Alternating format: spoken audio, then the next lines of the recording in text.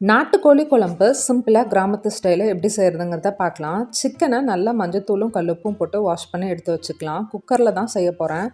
நல்லெண்ணெய், கடுகு, கருவேப்பிலை தழை இலை, நம்ம வாஷ் பண்ணி வச்சுருக்க சிக்கனே இது கூட சேர்த்து கொஞ்சமாக தேவையான அளவு உப்பு, மஞ்சத்தூள், இஞ்சி பூண்டு பேஸ்ட், கொஞ்சமாக கறி மசாலா தூள், அப்புறமா சிக்கன் மசாலா போட்டு நல்லா மிக்ஸ் பண்ணி விட்டு வேக விட்டுறலாம். இது வந்துட்டு இருக்க கேப்பில் குழம்புக்கு அரைச்சி ஊற்றுறதுக்கு தேவையான மசாலா, வெங்காயம்லாம் வறுத்து எடுத்துக்கலாம்.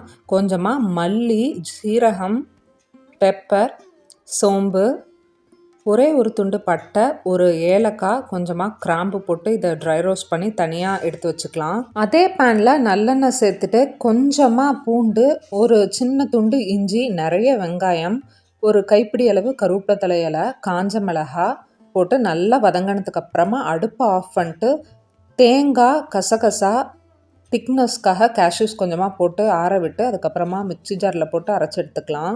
அரைச்ச விழுத பாதி வெந்த சிக்கன் கூட சேர்த்து தேவையான அளவு விசில் விட்டு எடுத்துக்கலாம். உங்கள் குக்கருக்கு எவ்வளோ விசில் விட்டால் கறி வேகுமோ அந்த அளவுக்கு விட்டு எடுத்துக்கோங்க. கறியை மட்டும் தனியாக எடுத்துகிட்டு வெங்காயம், இஞ்சி பூண்டு பேஸ்ட், தக்காளி, சிக்கன் மசாலாலாம் போட்டு வறுவல் மாதிரி செஞ்சுட்டேன்.